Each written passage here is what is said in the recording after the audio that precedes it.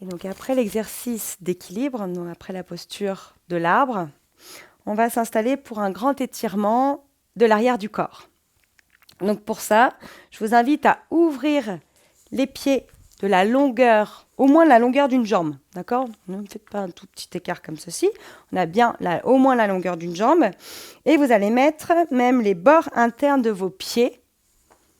Ils sont là, les bords internes de vos pieds, parallèles entre eux, pour éviter d'avoir les pieds en fait ouverts. Ça permet d'avoir un bon alignement. Ok?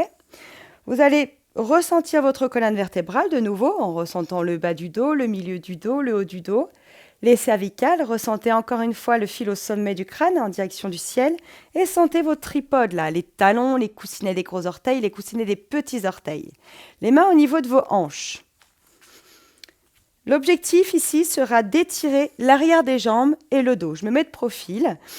En gardant le dos droit, donc vous inspirez et en expirant, vous fléchissez les hanches et gardez le buste parallèle au sol. Attention, poids du corps sur les talons pour ne pas perdre l'équilibre vers l'avant. Vous avez bien le poids du corps sur l'arrière, les épaules sont basses. Essayez de sentir si votre dos est plat. Là, vous sentez qu'il y a une petite bosse, essayez d'ajuster en étirant un peu plus la colonne.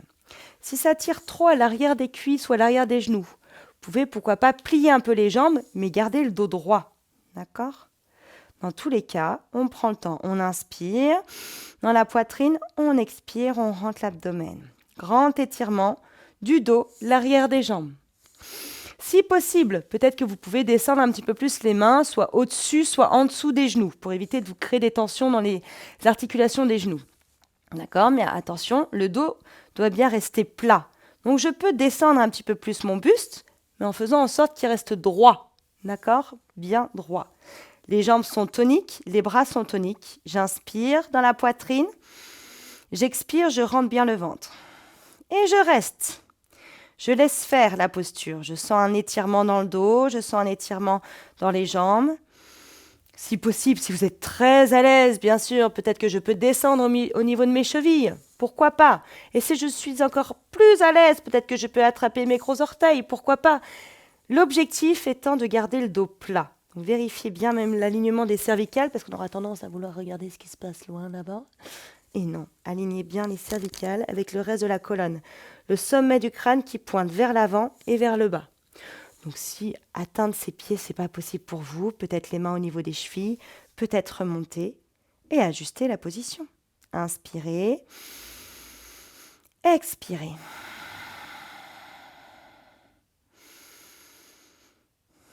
Bien sûr, vous pouvez relâcher avant que je le propose. D'accord? S'il y a trop de tension, trop de douleur.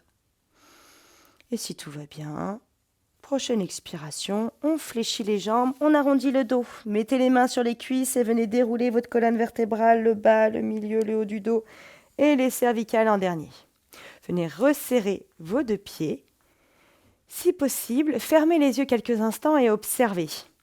C'est-à-dire que vous observez les sensations dans votre corps de cette posture d'étirement de la colonne vertébrale et de l'arrière des jambes. Prasarita Kona, tout simplement la posture de l'angle.